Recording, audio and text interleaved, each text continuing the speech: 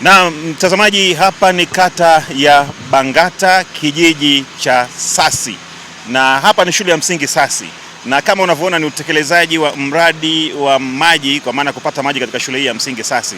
Na mbele yangu hapa yuko mwananchi ambaye atajitambulisha kwa majina yake na tutaenda kuongea naye zaidi kuhusiana na jambo hili ambalo linafanyika hapa, utekelezaji wa upatikanaji wa maji. Pengine kwa majina yako nani tafadhali?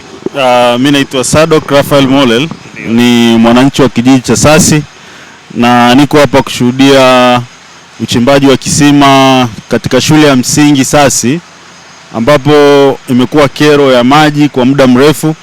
Wanafunzi wetu wamekuwa wakibeba vidumu kwa ajili ya maji ya kupikia pamoja na kufanya usafi, lakini tunaona ile ahadi ya Mheshimiwa Diwani ikitekelezwa na wanakwenda kupata maji sasa, ambayo itakuwa kero imetatuliwa kwa muda mrefu. Pengine ni kwa muda gani mlikuwa mnapata kero hii ya maji hapa katika maeneo haya? Ni muda mrefu, kwa sababu mimi nimemaliza hapa mwaka 1998, kwa hiyo takriban miaka 30 hii kero ya maji imekuwepo, na hatujawahi kuwa na chanzo madhubuti cha maji, lakini tumekuwa na bomba linakuja linakatika, lakini nadhani hili litakuwa suluhisho la kudumu.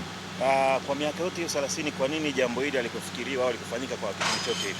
Nini ilikuwa shida? Tumekuwa na mradi wa maji ambao ulikuwepo wa TASAF, lakini haukuwa na usimamizi madhubuti ambao ulifanya shule upate maji kila siku, kwa sababu maji madogo yaliyokuwepo yanagombewa na wananchi wengi. Kwa hiyo wananchi wengi wana kero ya maji kwa sababu mradi uliopo utoshelezi mahitaji ya wananchi waliopo. Sasa manufaa ya mradi huu wa maji yanayopatikana katika maeneo haya hapa atakuwa na manufaa gani kwa wananchi wa eneo hili, tuseme na shule kwa ujumla? Kwanza kabisa ni shule. Shule watapata maji, lakini wananchi wanaozunguka eneo hili takriban kaya 300 zinaweza zikanufaika na mradi huu wa maji kama ukisimamiwa vema, kwa sababu eneo hili ni sehemu ambayo ina shida ya maji. Kwa hiyo wananchi pamoja na shule watafaidika, lakini pamoja na taasisi zingine kama kanisa nalo litapata kutatua tatizo hili la maji. Labda unatoa wito gani au ungependa kuambia nini ambao wamefanikisha upatikanaji wa maji katika eneo hili? Mheshimiwa Diwani na taasisi wengine ambao wameshirikiana nao. Wote, Mheshimiwa Diwani pamoja na shirika ambalo limetusaidia hili la Relief for the Hopeless Foundation, tunawapa shukrani. Hatuna maneno mengi ya kuwashukuru, lakini Mungu awape neema kubwa kubwa na ndogo ndogo. Labda kumalizia, unawaambia nini wakazi wa kata ya Bangata, hususan kijiji hiki cha Sasi ambao ni wanufaika wa mradi wa maji?